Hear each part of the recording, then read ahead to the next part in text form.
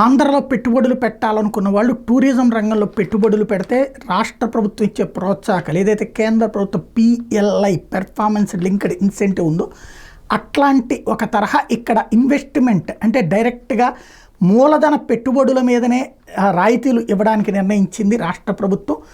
చిన్నవి ₹1,00,00,000 వరకు పెట్టుబడి పెట్టే వాళ్ళకి 0.25% ఇస్తారు.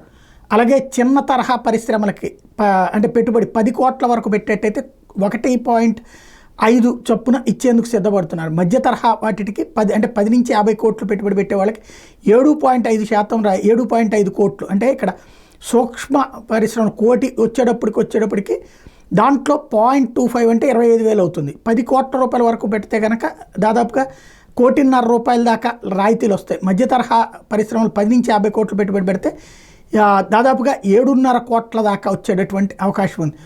50 నుంచి 250 అయితే 10%, 10 కోట్ల దాకా. మెగా అయితే 250 నుంచి 500 అయితే 25 కోట్ల రూపాయల పెట్టుబడులు. అల్ట్రా మెగా 500 కోట్ల పైన పెడితే 40 కోట్ల రాయితీ ఇచ్చేటట్టు. అంటే దాదాపుగా ఈ పెట్టుబడులు పెట్టేటటువంటి వాళ్ళని ప్రోత్సహించేందుకు టూరిజం ప్రాంతాలకు సంబంధించి నిర్ణయం తీసుకున్నారు. చాలా మంచి ఆలోచన.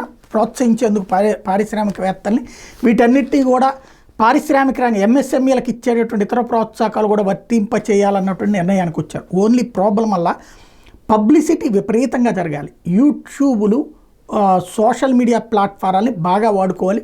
చక్కటి ఫోటోలు విజువలైజేషన్, ఎందుకంటే పత్రికల్లో రాస్తే చూసేవాడు ఎవడున్నాడు, టీవీల్లో అప్పుడప్పుడు చూపెడితే ఆ నిమిషంలో ఉండే అవకాశం లేదు. అలా కాకుండా సోషల్ మీడియా ద్వారా ఆయా వాటిని ప్రోత్సహిస్తే అక్కడున్న అందాలని అద్భుతాలని వర్ణిస్తూ చక్కటి ఫోకస్ చేస్తే దాన్ని ప్రభుత్వం కనుక వైరల్ చేయగలిగితే తనకున్నటువంటి డిజిటల్ ప్లాట్ఫారాల ద్వారా తెలుగుదేశం జనసేనలకు ఉన్నటువంటి డిజిటల్ ప్లాట్ఫారాల ద్వారా వీళ్ళు డబ్బులు ఇచ్చి అది చేయించుకోగలిగితే అద్భుతమైనటువంటి అవకాశం వస్తుంది. పెట్టుబడులు పెట్టడానికి మరింతమంది ప్రోత్సాహం చూపించేటటువంటి అవకాశం ఉంటుంది.